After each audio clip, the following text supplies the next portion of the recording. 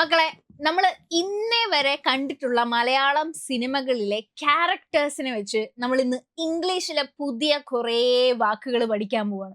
അതെ, നമ്മൾ ഇന്നേ വരെ കണ്ടിട്ടുള്ള മലയാളം സിനിമകളിലെ ക്യാരക്ടറിനെ വെച്ച് ഇംഗ്ലീഷ് പഠിക്കാൻ പോവാണ് നമ്മൾ. So welcome to super notes. ഇന്ന് നമ്മൾ വൺ വേർഡ് സബ്സ്റ്റിറ്റ്യൂഷൻസ് ആയിരിക്കും നോക്കാനായിട്ട് പോവാ. അപ്പോൾ without any delay we can start. And എന്റെ ആദ്യത്തെ ക്യാരക്ടർ ഇസ് കുമ്പിടി.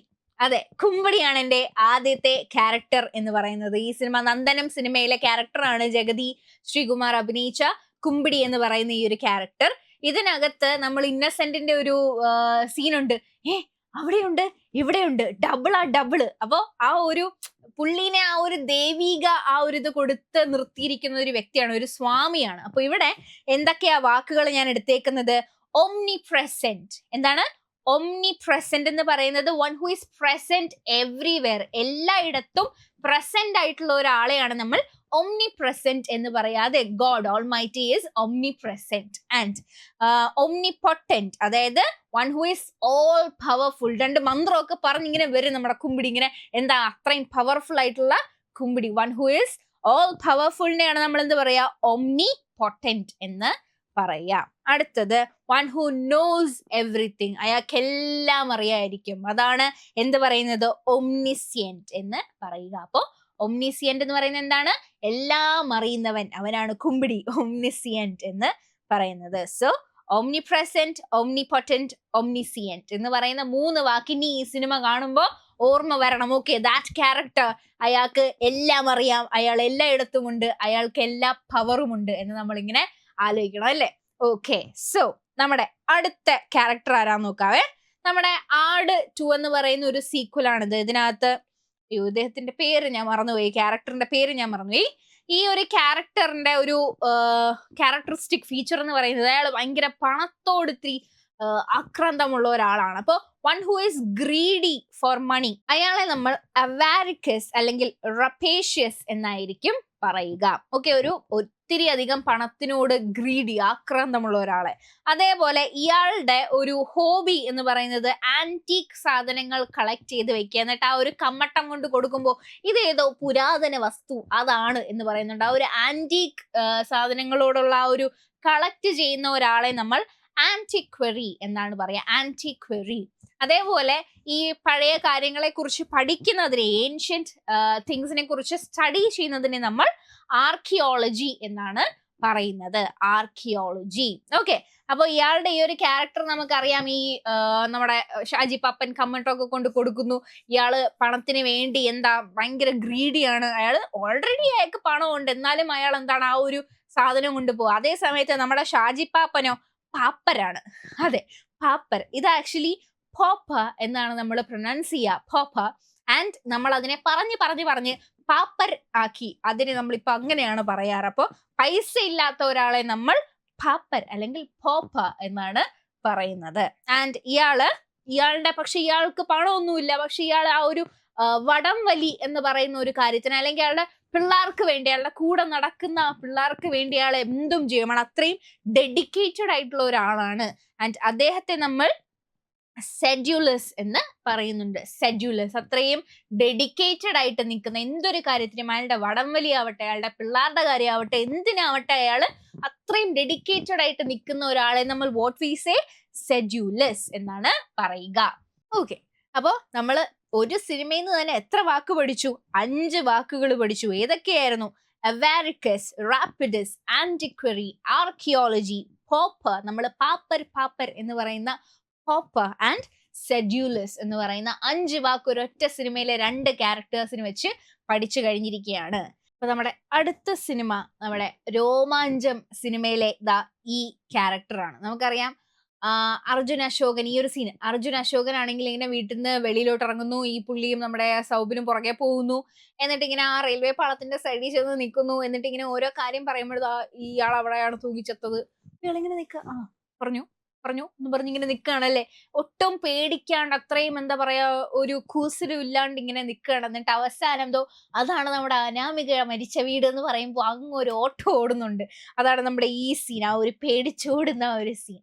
അപ്പൊ ഇവിടെ ഈ ഒരു ഡിഫിക്കൾട്ട് സിറ്റുവേഷനിലും ഇങ്ങനെ വളരെയധികം കാമായിട്ട് വളരെയധികം കാമായിട്ട് നിൽക്കുന്നതിനെയാണ് നമ്മൾ സോങ് ഫ എന്ന് പറയുന്നത്. സോങ് ഫ, അത് നമ്മൾ സ്പെല്ലിംഗ് ഒക്കെ താണ്ട് എങ്ങനെയാണെങ്കിലും അതിന്റെ പ്രൊനൗൺസിയേഷൻ സോങ് ഫ എന്നാണ്.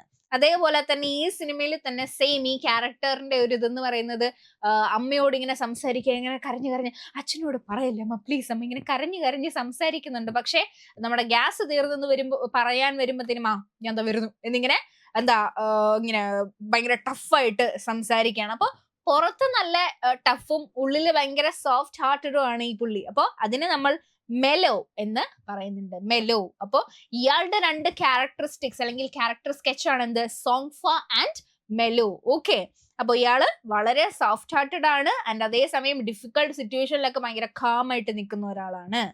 ഓക്കെ, അപ്പൊ നമ്മുടെ നെക്സ്റ്റ് ക്യാരക്ടർ എന്ന് പറയുന്നത് നമ്മുടെ ഈ ഒരു പെർട്ടിക്കുലർ മൂവിയിൽ ബിന്ദു പണിക്കർ ചെയ്ത ഈ ഒരു ക്യാരക്ടർ, ആ പുള്ളിക്കാരിയുടെ ഒരു പ്രത്യേകത എന്താണെന്ന് വെച്ചാൽ ഇംഗ്ലീഷ് സംസാരിക്കും. പക്ഷെ ഇംഗ്ലീഷ് കറക്റ്റ് ആയിട്ടല്ല സംസാരിക്കുന്നത്. ഞങ്ങൾ പാരമ്പര്യമായിട്ട് ബ്രൂട്ടീഷിൽ നിന്നും പോകാറില്ല.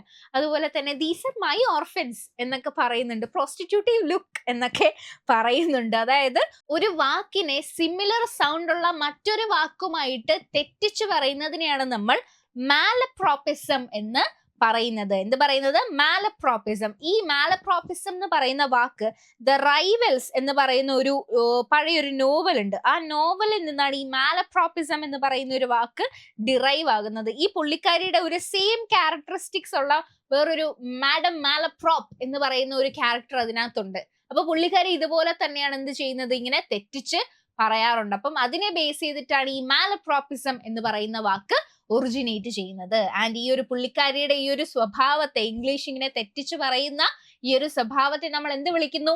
മാലപ്രോപ്പിസം എന്നാണ് വിളിക്കുക. മാലപ്രോപ്പിസം. ഓക്കെ, ആൻഡ് നെക്സ്റ്റ് വൺ ഈ പഞ്ചാബി ഹൗസ് എന്ന് പറയുന്ന ഈ ഒരു മൂവി. ഇതിനകത്ത് നമ്മുടെ കൊച്ചിൻ അനീഫ എന്ത് ചെയ്യുന്നുണ്ട്? ഈ രണ്ടുപേരെയും എവിടെ പിടിച്ചോണ്ട് പോകുന്നു? ആ പഞ്ചാബികളുടെ വീട്ടിൽ പിടിച്ചോണ്ട് പോകുന്നു. അവരെ റെഫർ ചെയ്യുന്നു. ഇവര് ഇവിടെ നിന്നോളും എനിക്ക് വേണ്ടി ഈ ഒരു ജോലി ചെയ്യാനായിട്ട് എന്ന് പറഞ്ഞ് ഇവരെ റെഫർ ചെയ്ത് അവരെ അവിടെ ഇങ്ങനെ നിർത്തുകയാണ്. അപ്പോൾ അതാണ് എന്തെന്ന് പറയുന്നത്, റെഫറൽ എന്ന് പറയുന്നത്. The act of sending someone to some another place or to a person. ഒരു പ്ലേസിലോട്ടോ ഒരു പേഴ്സണിന്റെ അടുത്തോട്ടോ മറ്റൊരാളെ അയക്കുകയാണ്. എന്തിനു വേണ്ടിയിട്ട്? For treatment, help or advice. അപ്പോൾ ഒരാളെ റെഫർ ചെയ്യുക, അതാണ് ഇവിടെ ചെയ്തേക്കുന്നത്. ഓക്കെ, അതുപോലെ തന്നെ ഈ സിനിമയില് ഈ ദിലീപിനെ അവർക്ക് കിട്ടുമ്പോഴത്തേനും ഹോസ്പിറ്റലിൽ വെച്ച് നടക്കുന്ന സീനാണ്. ഇതിങ്ങനെ മോന്റെ വീട് എവിടെയാന്നൊക്കെ ചോദിക്കുമ്പോൾ കോട് കണ്ണൂർ എന്നൊക്കെ കാണിക്കുന്ന എന്താ ചെയ്യുക അയാള്? എക്സ്പോസിഷൻ. അയാൾ എന്ത് ചെയ്യാണ്? ഒരു കാര്യത്തെ എക്സ്പ്ലെയിൻ ചെയ്ത് കാണിച്ചു കൊടുക്കുകയാണ്. അതിനെയാണ് നമ്മൾ എന്ത് പറയുന്നത്? എക്സ്പോസിഷൻ എന്ന് പറയുന്നത്. Okay, and the next movie character അല്ലെങ്കിൽ ഒരു മൂവി ഞാൻ എടുത്തേക്കുന്നത് ഫ്രണ്ട്സ് എന്ന് പറയുന്ന പഴയൊരു മൂവിയാണ്. ഇവിടെ ഈ മൂന്ന് പേരെയും നമ്മുടെ ജോയി, അരവിന്ദൻ ആൻഡ് പേര് മറന്നുപോയി, ഇവരെ മൂന്നുപേരെയും എന്താണ് ആ ഒരു കൊട്ടാരത്തിലോട്ട് ജോലിക്ക് കൊണ്ടുപോകുന്നു. ജഗതി ജോലിക്ക് കൊണ്ടുപോകുന്നു. എന്തായിട്ട്? അപ്രന്റിസ് ആയിട്ട് കൊണ്ടുപോകുന്നുണ്ട്. അവർക്ക് ജോലി കൊടുക്കാൻ പക്ഷെ പൈസ കൊടുക്കാൻ പറ്റില്ല. അതിനെയാണ് ഹോണററി എന്ന് പറയുന്നത്. അതിനെ മറ്റൊരു രീതിയിൽ നമ്മൾ ഹോണററി പറയാറുണ്ട്, ഒരു ഓണറബിൾ പേഴ്സൺ, അതിനെ നമ്മൾ പറയാറുണ്ട്. അല്ലാണ്ട് ഒരു സാലറി പേ ചെയ്യാത്തൊരു ജോബിനെയും അതിനെയും നമ്മൾ ആ ഒരു പൊസിഷനെയും നമ്മൾ ഹോണററി എന്ന് പറയാറുണ്ട്. ആൻഡ് ഇവിടെ ഇവരിങ്ങനെ ഈ ജോലി ചെയ്ത് ഇങ്ങനെ നിൽക്കുന്ന സമയത്ത് നമുക്കൊരു നമ്മുടെ അരവിന്ദന്റെ ഒരു കത്ത് കിട്ടുന്നുണ്ട്, ഒരു അനോണിമസ് കത്ത്, അതായത് പേരില്ലാത്ത ഊമക്കത്ത് എന്നൊക്കെ പറയുന്നുണ്ട്. അപ്പൊ ഒരാള് ഒരു അൺനോൺ പേഴ്സൺ, അതിനെയാണ് നമ്മൾ എന്ത് പറയുന്നത്? അനോണിമസ് എന്ന് പറയുന്നത്. ആൻഡ് അതുപോലെ തന്നെ മറ്റൊരു സീനില് ആ കത്ത് കിട്ടിയതിന്റെ ഫലമായിട്ട് നമ്മുടെ അരവിന്ദൻ എവിടെ പോകുന്നുണ്ട്? ആ ഒരു റൂമിലോട്ട് ഇങ്ങനെ പോകുന്ന സമയത്ത് നീ എനിക്ക് എന്തോന്നു ആരെങ്കിലും വരുന്ന സിഗ്നൽ തരുമല്ലോ, പിന്നെന്താ ഞാൻ സിഗ്നലൊക്കെ തരാന്നൊക്കെ പറഞ്ഞിട്ട് ഇങ്ങനെ കുയില് ഊകുന്ന സൗണ്ട് പറയാനായിട്ട് അല്ലെങ്കിൽ ആ സൗണ്ട് എടുക്കാൻ കഴിയുന്നില്ല. ആ ഒരു സിഗ്നൽ കൊടുക്കുന്നതിനെയാണ് നമ്മൾ എന്ത് പറയുന്നത്? ക്യൂ എന്ന് പറയുന്നത്. ഓക്കെ, ഒരു signal for somebody to do something, അതിനെയാണ് നമ്മൾ എന്ത് പറയുക? ക്യൂ എന്ന് പറയുക. ഓക്കെ, അപ്പൊ 3 വാക്കുകൾ പഠിച്ചു ഈ ഒരു സിനിമയിൽ നിന്ന്: honorary, anonymous and cue. And the next movie നമുക്ക് ഏതാന്ന് നോക്കാം. നമ്മുടെ ഫഹദ് ഫാസിൽ ഇങ്ങനെ നിപ്പുണ്ട്. ഏത് സിനിമയാണ്? കുമ്പളങ്ങി നൈറ്റ്സ് എന്ന് പറയുന്ന മൂവിയാണ്. ഇതിനകത്ത് ഫഹദ് ഫാസിലിന് ഒരു പെർട്ടിക്കുലർ ക്യാരക്ടർ ഉണ്ട്. അയാളുടെ ആ ഒരു പർട്ടിക്കുലർ പ്ലേറ്റിൽ മാത്രമേ കഴിക്കുള്ളൂ. അങ്ങനത്തെ കുറച്ച് വാശിയുള്ള ഒരാളാണ് ആര്? നമ്മുടെ ഈ ഒരു ഷമ്മി എന്ന് പറയുന്ന ഈ ഒരു ക്യാരക്ടർ, ആ ഒരു പെക്യൂലിയർ ഹാബിറ്റിനെയാണ് നമ്മൾ ഇഡിയോസിൻക്രസി എന്ന് പറയുന്നത്. ഇഡിയോസിൻക്രസി എന്ന് പറയുന്നത്. അതുപോലെ തന്നെ മറ്റൊരു സീനില് നമ്മുടെ ബേബി മോളും ബേബി മോളുടെ ചേച്ചിയും കിച്ചണിൽ നിന്ന് ഇങ്ങനെ സംസാരിച്ചു കൊണ്ടിരിക്കുന്ന ആ ഒരു സമയത്ത് ഇങ്ങനെ വാതിലിന്റെ അവിടെ വന്നിട്ട് എന്നെ കുറിച്ചാണോ പറഞ്ഞതെന്ന് ചോദിക്കുന്നുണ്ട്. അപ്പൊ നമുക്ക് ആ കറക്റ്റ് സൈക്കോനെ കാണാൻ പറ്റുമായിരുന്നല്ലേ ആ ഒരു ക്യാരക്ടറിന്റെ. അപ്പൊ ഒളിഞ്ഞു നിന്ന് കേൾക്കുകയാണ് ആര്, ആ ഒരു ഷമ്മി അവിടെ നിന്നിട്ട് എന്നെ കുറിച്ചാണ് പറയുന്നത്, പറ എന്താ പറയുന്നേ എന്ന് ചോദിക്കുന്ന ഒരു സീൻ. അപ്പൊ ആ ഒരു പ്രൈവറ്റ് കോൺവെർസേഷനെ ഇങ്ങനെ കേൾക്കുന്ന ഒരാളെ ഈവ്സ് ഡ്രോപ്പർ എന്നാണ് പറയുന്നത്. അതുപോലെ തന്നെ ഇയാൾക്ക് ഒളിഞ്ഞു നോക്കുന്ന ശീലം വേറെ സീനിലും കാണാൻ പറ്റുന്നുണ്ട്. ആ ഹോം സ്റ്റേക്കകത്ത് നമ്മുടെ ശ്രീനാഥ് ബാസിയും ആ ഫോറിനർ ഗേളും നിൽക്കുന്ന സമയത്ത് ഇയാൾ ഒളിഞ്ഞു നോക്കുന്നുണ്ട്. ഓക്കെ. ആൻഡ് അതുപോലെ തന്നെ ഇയാൾ ഭയങ്കര റഫ് പേഴ്സൺ ആണ്, ഒരു വയലന്റ് ട്രബിൾസം പേഴ്സൺ ആണെന്ന് നമുക്ക് ഏറ്റവും ക്ലൈമാക്സിൽ നമുക്ക് മനസ്സിലാവുന്നുണ്ട്. ആ ഒരു ട്രബിൾസം റഫ് പേഴ്സണെ നമ്മൾ ടാർച്ചർ എന്നാണ് പറയുന്നത്, ടാർച്ചർ. ഓക്കെ. അപ്പോ ഈ ഒരു ക്യാരക്ടറിന്റെ ക്യാരക്ടറിസ്റ്റിക് സ്കെച്ച് നമ്മൾ കണ്ടു. എന്തൊക്കെയാണ്, ഒരു ഇഡിയോസിൻക്രറ്റിക് ആണ് ഇയാള്, വളരെയധികം പെക്യൂലിയർ ആയിട്ടുള്ള കണ്ടിട്ടില്ലാത്ത ഹാബിറ്റ്സ് ഒക്കെ ഉള്ള ഒരാളാണ് ഇയാള് എന്ന് പറയുന്നത്. അതുപോലെ തന്നെ ഒളിഞ്ഞു നോക്കുന്ന ശീലമുണ്ട്, ഈവ്സ് ഡ്രോപ്പർ ആണ് ഇയാള്. മാത്രമല്ല ഇയാൾ ഭയങ്കര റഫ് ആണ് ആൻഡ് ട്രബിൾസം പേഴ്സൺ ആണ്, ഹു ഇസ് എ ടാർച്ചർ. ഓക്കെ. അപ്പോ നമ്മുടെ ഷമ്മി ഹീറോ മാത്രമല്ല, ഈ 3 കാര്യങ്ങളും ഇയാൾക്കുള്ള ഒരു കാര്യമാണ്. Okay. And the next movie നസ്രിയയുടെ സൂക്ഷ്മദർശിനി, ഭാര്യയും ഭർത്താവും അടുത്തടുത്ത് തന്നെ വന്നിട്ടുണ്ട്. ഓക്കെ. സൂക്ഷ്മദർശിനി എന്ന് പറയുന്ന ഈ ഒരു സിനിമയ്ക്കകത്തുനിന്ന് നമുക്ക് നോക്കുമ്പോൾ കാണാം, ഈ പുള്ളിക്കാരി ഇങ്ങനെ അടുത്ത വീട്ടിലെ കാര്യങ്ങളൊക്കെ ഇങ്ങനെ ഒരു CCTV ക്യാമറ പോലെ നോക്കുന്നുണ്ട്. അതാണ് സർവൈലൻസ് എന്ന് പറയുന്നത്. അപ്പം നിങ്ങൾ പലയിടത്തും പോകുമ്പോൾ you are under CCTV surveillance എന്ന് നിങ്ങൾ കണ്ടിട്ടുണ്ടാവും. അതായത് ഇങ്ങനെ കെയർഫുള്ളി വാച്ച് ചെയ്യപ്പെടുകയാണ് ഒരു ആളെ, അല്ലെങ്കിൽ എന്തൊരു ക്രൈമിനെയോ എന്തിനെങ്കിലും കെയർഫുള്ളി വാച്ച് ചെയ്യുന്നതിനെയാണ് സർവൈലൻസ് എന്ന് പറയുന്നത്. ആ ഒരു കിച്ചണിന്റെ ആ ഒരു മുകളിൽ നിൽക്കുന്ന ആ ഒരു പാർട്ടിൽ നിന്ന് ഇങ്ങനെ ഒളിഞ്ഞിങ്ങനെ നോക്കുന്നുണ്ട്, ഓരോ സ്ഥലത്തു നിന്ന് എല്ലായിടത്തും നോക്കുന്നുണ്ട്. ഓക്കെ. അതുപോലെ തന്നെ നസ്രിയയുടെ മറ്റൊരു ഫീച്ചർ എന്ന് പറയുന്നത് ഈ ഒരു ഇവര് എന്താ പ്ലാൻ ചെയ്യുന്ന പ്ലാനിങ് ഒക്കെ സാബറ്റോസ് ചെയ്യുന്ന ഒരാളാണ് നസ്രിയ എന്ന് പറയുന്നത്. അതായത് പൊളിച്ചു കളയുന്ന ഒരാളാണ് നസ്രിയ എന്ന് പറയുന്നത്. ആ ഒരു ക്ലൈമാക്സ് ഒക്കെ എടുത്ത് നോക്കുകയാണെങ്കിൽ നസ്രിയ മനഃപൂർവ്വം അവരുടെ പ്ലാനിനെ പൊളിക്കാനായിട്ട് ആ കടയിൽ കല്ലൊക്കെ എടുത്തെറിയുന്നുണ്ട്. അപ്പൊ മനഃപൂർവ്വം ഒരു പ്ലാനിനെ പൊളിക്കുകയാണ്, അത് കറക്റ്റ് ആയിട്ട് വർക്ക് ആകാതിരിക്കാൻ വേണ്ടി. അതിനെയാണ് നമ്മൾ സാബറ്റോഷ് എന്ന് പറയുന്നത്. അതുപോലെ തന്നെ നസ്രിയ എന്താണ് ചെയ്യുന്നത്, ആ ഒരു ബേസിൽ അവരുടെ സിസ്റ്ററിനെ കൊന്നതിന്റെ ആ ഒരു റിവെഞ്ച് എടുക്കുന്നുണ്ട്, അവരെ പോലീസിൽ കാട്ടിക്കൊടുക്കുന്നുണ്ട്. ആൻഡ് അതിനെയാണ് നമ്മൾ വെഞ്ചൻസ് എന്ന് പറയുക. The act of punishment or ഹാമിങ് സംവൺ, എന്തിന് അവർ നേരത്തെ ചെയ്ത ഒരു കാര്യത്തിന് വേണ്ടിയിട്ടുള്ള ഒരു പണിഷ്മെന്റ് എന്നുള്ള രീതിയിൽ, അതിനെയാണ് നമ്മൾ എന്ത് പറയുന്നത്, വെഞ്ചൻസ് എന്ന് പറയുന്നത്. അപ്പോൾ ഈ ഒരു സൂക്ഷ്മദർശിനിന്റെ ഈ ഒരു ക്യാരക്ടറിന്റെ 3 ക്യാരക്ടർ സ്കെച്ചാണ് എന്തെന്ന് പറയുന്നത്, സർവൈലൻസ്, സാബറ്റോഷ് ആൻഡ് വെഞ്ചൻസ് എന്ന് പറയുന്ന ഈ 3 ക്യാരക്ടറിസ്റ്റിക്സ്. അപ്പൊ നമ്മുടെ അടുത്ത സിനിമ എന്ന് പറയുന്നത് ദിലീപിന്റെ 2 സിനിമകൾ ഞാൻ എടുത്തിട്ടുണ്ട്. 2 ക്യാരക്ടേഴ്സിനെയാണ് ഞാൻ എടുത്തേക്കുന്നത്. ഈ ക്യാരക്ടർ നമുക്കറിയാം, ചാന്ത് പൊട്ട് എന്ന് പറയുന്ന സിനിമയിലെ രാധാകൃഷ്ണൻ എന്ന് പറയുന്ന ക്യാരക്ടറാണ്. ഈ ക്യാരക്ടർ എന്ന് പറയുന്നത് ഒരു മെയിൽ ആണ്, പക്ഷെ കൂടുതലായിട്ടും പുള്ളിക്ക് ഫീമെയിൽ ഫീച്ചേഴ്സ് അല്ലെങ്കിൽ ഫീമെയിൽ ക്യാരക്ടറിസ്റ്റിക്സ് ആണ് പുറത്തോട്ട് വരിക. അതിനെയാണ് നമ്മൾ എഫെമിനേറ്റ് എന്ന് പറയുക. അതുപോലെ തന്നെ കുഞ്ഞിക്കൂനല്ലേ, ഈ ഒരു കൂന്, ഈ ഒരു ബാക്കിൽ ഹമ്പുള്ള ഒരു ക്യാരക്ടർ ആയിട്ടാണ് അഭിനയിച്ചിരിക്കുന്നത്. ആ ഒരു ഹമ്പിനെയാണ് നമ്മൾ ഹഞ്ച് ബാക്ക് എന്ന് പറയുക. ഹഞ്ച് ബാക്ക് എന്ന് പറയുന്നത് ആ ഒരു സ്പൈനൽ കർവിനെയാണ് നമ്മൾ ഹഞ്ച് ബാക്ക് എന്ന് പറയുന്നത്. ഓക്കെ. അപ്പോ 2 ടൈപ്പ്, ഇത് മാത്രമല്ല ഒരുപാട് വെർസ്റ്റൈൽ ആയിട്ടുള്ള ക്യാരക്ടേഴ്സ് നമ്മുടെ ദിലീപ് ചെയ്തിട്ടുണ്ട്, മായാമോഹിനിയിലെ ചെയ്തിട്ടുണ്ട്, അതുപോലെ തന്നെ പച്ചക്കുതിര സിനിമയിൽ ആ ഒരു ക്യാരക്ടർ ചെയ്തിട്ടുണ്ട്. അതുപോലെ തന്നെ 2 ക്യാരക്ടേഴ്സ് ആണ് ഇതും, ചാന്തുപൊട്ടും നമ്മുടെ കുഞ്ഞിക്കുനൻ എന്ന് പറയുന്നത്. ഈ ചാന്തുപൊട്ടിനകത്ത് എങ്ങനെയാണ് എഫെമിനേറ്റ് എന്ന് പറയുന്ന ക്യാരക്ടർ ഫീച്ചർ ഉള്ള ഒരാളാണ്. അതുപോലെ തന്നെ നമ്മുടെ കുഞ്ഞിക്കുനനിലോ അയാൾക്ക് എന്തുണ്ട്, ഹഞ്ച് ബാക്ക് ഉണ്ട്, ആ ഒരു കൂനുണ്ട്. കൂനിനെയാണ് നമ്മൾ എന്ത് പറയാ, ഹഞ്ച് ബാക്ക് എന്ന് പറയുക.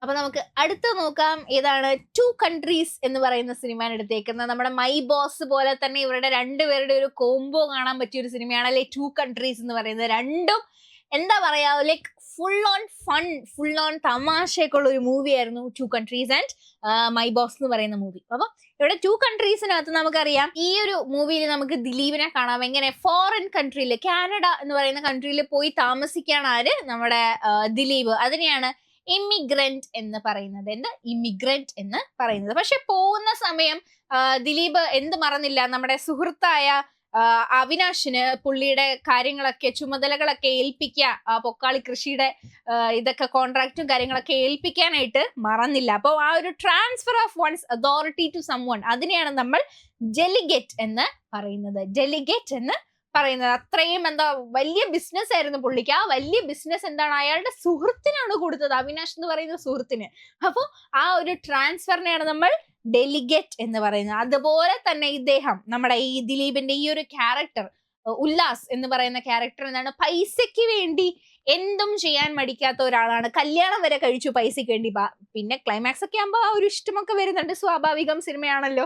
അപ്പൊ പൈസയ്ക്ക് വേണ്ടി എന്തും ചെയ്യാൻ മടിക്കാത്ത ഒരാളാണ് ആര്, ഉല്ലാസ് എന്ന് പറയുന്ന ഈ ഒരു ക്യാരക്ടർ. ആ ഒരു ക്യാരക്ടറിസ്റ്റിക് ഫീച്ചറിനെയാണ് നമ്മൾ മെർസിനറി എന്ന് പറയുന്നത്. എന്ത് പറയുന്നത്? മെർസിനറി എന്ന് പറയുന്നത്. ഓക്കെ. ആൻഡ് ഈ ഒരു സിനിമയിൽ നിന്ന് നമ്മൾ 3 വേർഡ്സ് പഠിച്ചേ. ആൻഡ് അടുത്ത സിനിമ നമുക്ക് നോക്കാം. ഏതാണ്? ദിലീപിന്റെ സിനിമ തന്നെയാണ് ഇത്. കല്യാണരാമൻ എന്ന് പറയുന്ന ഏറ്റവും ഫേമസ് ആയിട്ടുള്ള മൂവി. ലൈക്ക് ഒരു അടിപൊളി സിനിമ തന്നെയായിരുന്നത്. അപ്പം ഇതിനകത്ത് ഈ ഒരു സീനിനകത്ത് ഈ ഒരു റീത്ത് ബാക്കിലുണ്ടല്ലോ, ആ റീത്തിനെയാണ് നമ്മൾ റെത്ത് എന്ന് പറയുന്നത്. റെത്ത് എന്നാണ് പറയുന്നത്. അതിനെയാണ് നമ്മൾ ഭാവിയിൽ എന്താ റീത്ത് റീത്ത് റീത്ത് എന്ന് പറയാനായിട്ട് തുടങ്ങിയത്. ആൻഡ് ഇയാൾക്ക് ഒരു സീനിൽ നമ്മൾ നോക്കുമ്പം ഇയാളുടെ ചേട്ടന്റെയും മറ്റേ നവ്യ നായരുടെയും സിസ്റ്ററിന്റെ കല്യാണം കഴിയുമ്പോഴത്തേനും അവർ വീട്ടിലോട്ട് വരുന്നു. രാത്രി ബാക്കിയുള്ളവരൊക്കെ ഈ വീട്ടിൽ വരുമ്പോ ഇയാൾ എന്താ ചെയ്യുന്നത്? ഉറക്കത്തുനിന്ന് മുള്ളാൻ വേണ്ടി ഇങ്ങനെ എണീറ്റ് വരിക. അയാൾ ആക്ച്വലി ഉറക്കത്തിൽ നിന്ന് നടന്നു വരുന്നില്ല, എന്നാലും നമുക്ക് അങ്ങനെ ഒരു കൺസിഡറേഷൻ കൊടുക്കാം. എന്താ, ഉറക്കത്തിൽ നിന്ന് നടന്നു വരിക, അല്ലെങ്കിൽ ഉറക്കത്തിൽ നടക്കുന്ന ആ ഒരു വ്യാധിയാണ് നമ്മൾ സോമനാംബുലിസം എന്ന് പറയുന്നത്. സ്ലീപ്പ് വാക്കിംഗ് അല്ലെങ്കിൽ സോമനാംബുലിസം. ഈ സിനിമയിലെ മറ്റൊരു സീന് നമുക്ക് നോക്കിയാൽ കാണാനായിട്ട് പറ്റും. എന്താണ്? ഈ കല്യാണം, ഞാൻ ഇപ്പൊ പറഞ്ഞ ആ ഒരു കല്യാണം നടക്കാൻ വേണ്ടിയിട്ട് എന്ത് ചെയ്യുന്നുണ്ട്, നമ്മുടെ ഈ സലീം കുമാറും ദിലീപും കൂടെ ഒരു കബഡി നിരത്തുന്ന ആളെ പോയി കാണുന്നുണ്ട് അല്ലേ. അപ്പൊ അയാളെ പോയി കാണുന്ന സമയത്ത് ഈ സമയത്ത് നോക്കണം എന്ന് പറയുമ്പോൾ ഇങ്ങനെ ബ്രൈബ് ചെയ്യുന്നുണ്ട്, ഇങ്ങനെ പൈസ കൊടുക്കുന്നുണ്ട് അയാൾക്ക്. അപ്പം എന്താണ് അവിടെ ചെയ്യുന്നത്? ഇയാള് ഒരു കാര്യം ചെയ്തു തരാൻ വേണ്ടി അയാളെ എന്ത് ചെയ്യണം? പ്രിവെന്റ് ചെയ്യുക, ഡിലേ ചെയ്യുക, ഒബ്സ്ട്രക്ട് ചെയ്യുക. അങ്ങനെ ചെയ്യുന്നതിനെയാണ് നമ്മൾ ടു ഇംപെഡ് എന്ന് പറയുന്നത്. ടു ഇംപെഡ് എന്ന് പറയുന്നത്. പിന്നെ ഈ വീട്ടിലെ ഈ കല്യാണം കഴിച്ചു പോകുന്ന ഈ രാമൻകുട്ടിയുടെ വീട്ടിലെ ഒരു പ്രത്യേകത എന്താണെന്ന് ചോദിച്ചാൽ അവിടെ പെണ്ണുങ്ങൾ വാഴില്ല. അവിടെ പെണ്ണുങ്ങൾ ഇങ്ങനെ മരിച്ചുകൊണ്ടേയിരിക്കും, ദുർമരണങ്ങൾ സംഭവിക്കുന്നുണ്ട്. അപ്പൊ ഇവിടെ ഞാൻ കില്ലിംഗ് ഓഫ് വുമൻ, ഇവിടെ ആരെയും കൊല്ലുന്നില്ല, പക്ഷേ കില്ലിംഗ് ഓഫ് വിമൻ, അതിനെയാണ് നമ്മൾ ഫെമിസൈഡ് എന്ന് പറയുന്നത്. ഫെമിസൈഡ്. അപ്പൊ ഈ സൈഡ് എന്ന് പറയുന്ന ഒരു വാക്കിൽ സൈഡ് എന്ന് വരികയാണെങ്കിൽ അപ്പോൾ ആലോചിക്കുക അതിനെ കില്ലിംഗ് അല്ലെങ്കിൽ മേർഡറുമായിട്ട് ബന്ധപ്പെട്ട ഒരു ഇതാണ് സൈഡ് എന്ന് പറയുന്ന വാക്ക് കൊണ്ട് ഡിനോട്ട് ചെയ്യുക. അപ്പൊ ഫെമിസൈഡ്, ഫീമെയിൽസിന്റെ കില്ലിംഗ്, അതിനെയാണ് നമ്മൾ ഫെമിസൈഡ് എന്ന് പറയുന്നത്. ഓക്കെ, ഇവിടെ കൊല്ലുന്നില്ല, ഞാൻ ആ ഒരു ഇതിൽ പറഞ്ഞതേ ഉള്ളൂ. അപ്പൊ നമ്മുടെ അടുത്ത മൂവി എന്ന് പറയുന്നത് വീണ്ടും ദിലീപിന്റെ സിനിമകൾ എടുത്താൽ പിന്നെ പറയാൻ ഒരുപാടുണ്ടല്ലോ, സ്വാഭാവികം. ഇത് കിങ് ലായ എന്ന് പറയുന്ന മൂവിയാണ്.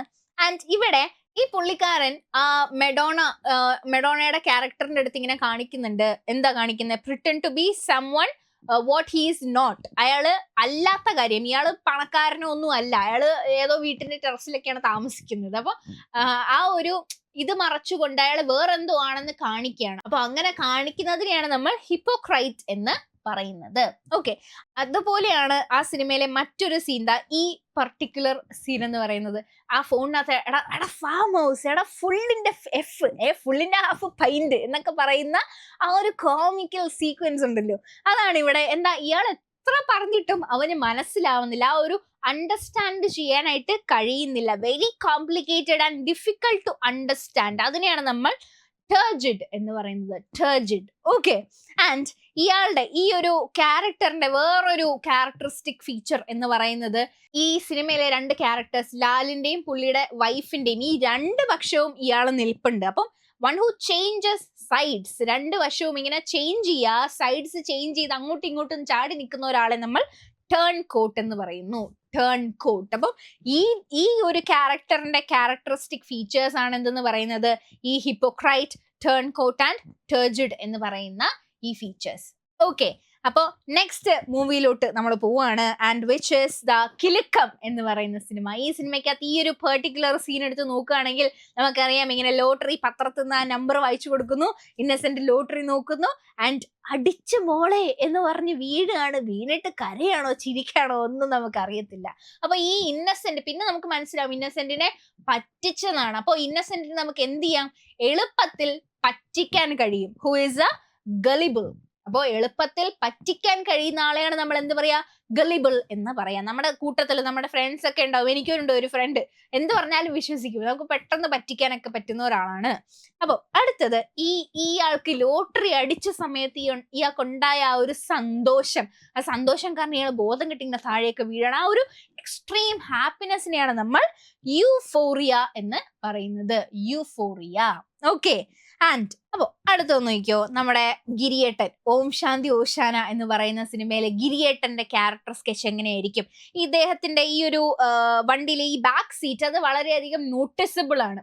ഈ ഒരു ബാക്ക് സീറ്റിനെയാണ് നമ്മൾ പിലിയൻ എന്ന് പറയുന്നത്. ഇയാൾ പിലിയൻ ഇളക്കി മാറ്റി വണ്ടി ഓടിക്കുന്ന ഒരാളാണ്. ബാക്ക് സീറ്റ് ഇളക്കി മാറ്റി വണ്ടി ഓടിക്കുന്ന ഒരാളാണ്. ആ ബാക്ക് സീറ്റിനെയാണ് നമ്മൾ പിലിയൻ എന്ന് പറയുന്നത്.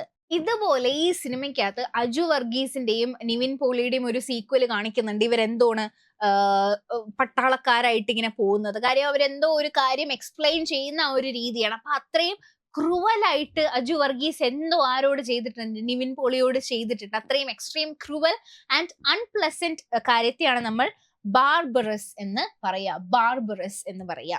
അതുകൊണ്ട് തന്നെ അപ്പൊ ആ ഒരു പർട്ടിക്കുലർ റീസൺ ഉള്ളത് കൊണ്ട് തന്നെ നമ്മുടെ അർജു വർഗീസിനോട് നിവിൻ പോളിക്ക് ഒരു ദേഷ്യമാണ് അല്ലേ. അപ്പൊ ഒരാളോടുള്ള ആ ഒരു പർട്ടിക്കുലർ ഡിഫെൻഡൻസ്, ആ ഒരു ഇഷ്ടമില്ലായ്മ, അതിനെയാണ് പോളിമിസ്റ്റ് എന്ന് പറയുക.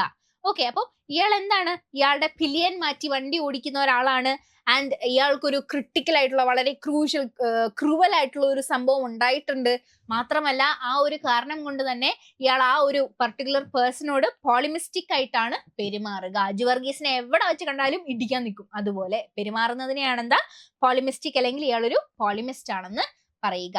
അപ്പൊ അടുത്ത മൂവി നമുക്ക് നോക്കാം, വിച്ച് ഇസ് എല്ലാവർക്കും അറിയാലോ, ഇപ്പോഴത്തെ ട്രെൻഡിങ് ആയിരുന്നു. കുറച്ച് നാൾ മുന്നേ വളരെയധികം ട്രെൻഡിങ് ആയിട്ടുള്ള ഒരു സംഭവമായിരുന്നു പനി നീർന്നിലാവിന സംഭവം.